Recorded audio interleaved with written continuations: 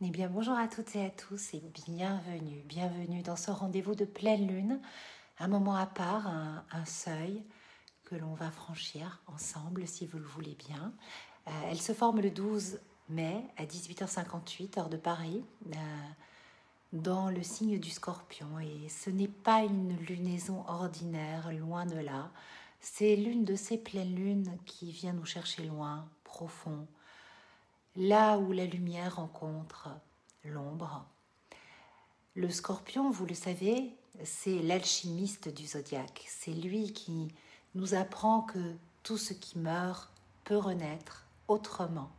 C'est un signe d'eau, mais c'est l'eau souterraine, dense, mystérieuse, l'eau des sources profondes, des marécages, des puits, des entrailles de la terre.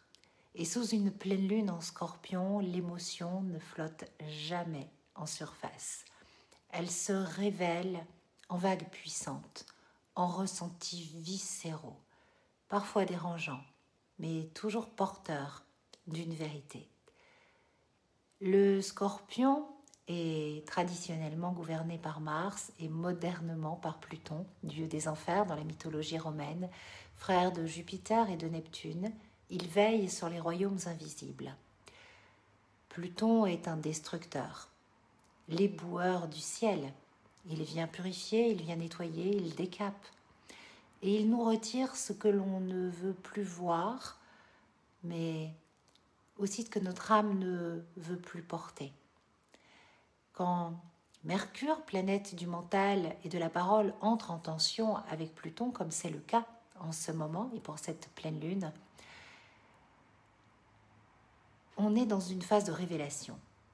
Le carré qui se forme entre Mercure et Pluton est un aspect de secret déterré, de mots que l'on ne peut plus taire, de vérités que l'on n'arrive plus à contenir ou qui doivent rejaillir. Cela peut exploser avec des mots chargés de mémoire, de blessures, de silence accumulés.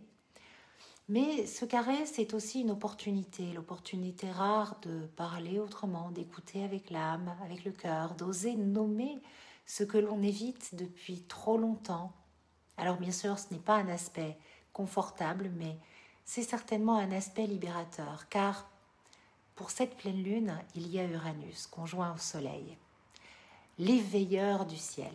Uranus, c'est Prométhée, celui qui vole le feu aux dieux pour le transmettre aux humains. Il incarne l'éclair, la révélation, le surgissement, l'inattendu. Il coupe, il débranche, il reconnecte à ce qui est vivant. Et donc, de sa conjonction avec le soleil, en face de la lune, il nous met tout en lumière. Il dit, arrête de tricher. Si quelque chose dans ta vie n'est pas aligné, n'est pas assez vivant, pas vrai, alors je vais le secouer. Et Uranus ne fait jamais dans la lenteur. Il fait tout avec rapidité. Il provoque des prises de conscience, des accidents, des fulgurances. C'est assez inconfortable mais nécessaire et puis tout va vite. Tout ça parce qu'en fait, Uranus nous dit « Hey, réveille-toi, ne repousse pas plus longtemps ce que tu sais déjà ». C'est pour ça que cette pleine lune peut être perçue comme violente, car elle vient nous libérer et libérer ce qui en nous retient encore et encore et encore l'ancien. Elle nous propose une mue, une métamorphose. Et on le sait, c'est jamais indolore.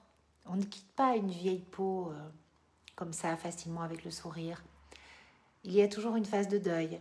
Et c'est aussi cela l'énergie du Scorpion.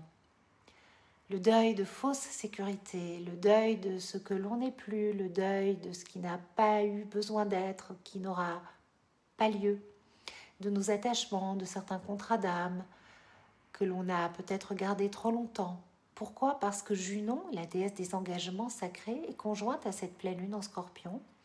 Junon, l'épouse trahie, l'épouse de Jupiter, la gardienne des alliances, la souveraine nous parle de nos loyautés profondes et inconscientes. Elle vient éclairer nos relations, nos pactes, nos fidélités silencieuses, nos engagements dans ce qu'ils ont de plus sacré. Et nous demander où nous en sommes en termes de liens d'attachement. Junon avec elle rien n'est tiède. On se choisit, on se quitte, on se voit, on s'aligne, on s'éloigne. C'est un grand théâtre céleste qui nous offre des actes de scène 3, un petit peu comme si Jupiter était à l'œuvre. Et puis nous avons Mars qui dialogue lui aussi avec Mercure, maître ancien classique de la lunaison, chargé d'agressivité, de colère. Il y a de la polémique dans l'air. Mais Mars nous rappelle que la vraie puissance, ce n'est pas notre réactivité, c'est la maîtrise, que l'importance n'est pas ce qui nous arrive, c'est ce que l'on fait de ce qui nous arrive. Et il nous invite à avoir une parole qui construit et pas une parole qui détruit. Et puis, dans ce ciel chargé et intense, heureusement, la Lune dialogue harmonieusement avec Saturne, qui s'apprête à quitter le signe des Poissons pour entrer dans le signe du Bélier. C'est vraiment bientôt. Le maître du temps, le gardien du réel, qui nous demande si nous sommes alignés avec nos choix, mais qui nous apporte de la sagesse, de la patience, qui nous dit aussi que le courage, c'est pas l'absence de peur, mais la capacité à avancer malgré la peur. Et enfin, cette pleine lune dialogue avec le nœud nord, qui est le point de l'évolution de l'âme. C'est un trigone qui nous rappelle que malgré la douleur possible ou l'intensité du moment ou l'intensité de cette pleine lune, ce que l'on traverse est au service de notre croissance intérieure, qu'il y a un sens, qu'il y a un fil. Et comme le dit magnifiquement Annie Marquier, que j'aime beaucoup et que je relisais récemment, il n'y a pas de souffrance qui porte en elle une lumière de conscience, à condition d'ouvrir notre cœur et d'écouter ce qu'il nous murmure ou ce que cette souffrance vient nous dire. Alors oui, elle peut nous bouleverser, cette pleine lune, mais elle ne vient pas nous punir, elle vient nous aligner. Et si on arrive à l'accueillir en conscience et en confiance, alors elle va ouvrir une porte vers ce qui est plus juste, plus vivant, plus vrai pour nous. Et puisque nous parlons de renaissance avec le signe du Scorpion, eh bien, je vous annonce que mon roman va bientôt sortir. Ce roman, c'est une histoire, une traversée, une mue, un chemin, un livre que j'ai porté dans mon cœur au cours des 9 derniers mois. Et ça fait bien plus longtemps qu'il est là. Il est né de ce que j'ai vécu, appris, traversé. Il s'adresse à toutes celles et ceux qui se sont oubliés en aimant trop fort. C'est un roman d'apprentissage, un roman initiatique, un roman astrologique aussi, qui parle d'amour, de rupture, de résilience, de la lune, de guérison. Et du retour à soi comme étant le plus grand voyage de l'âme.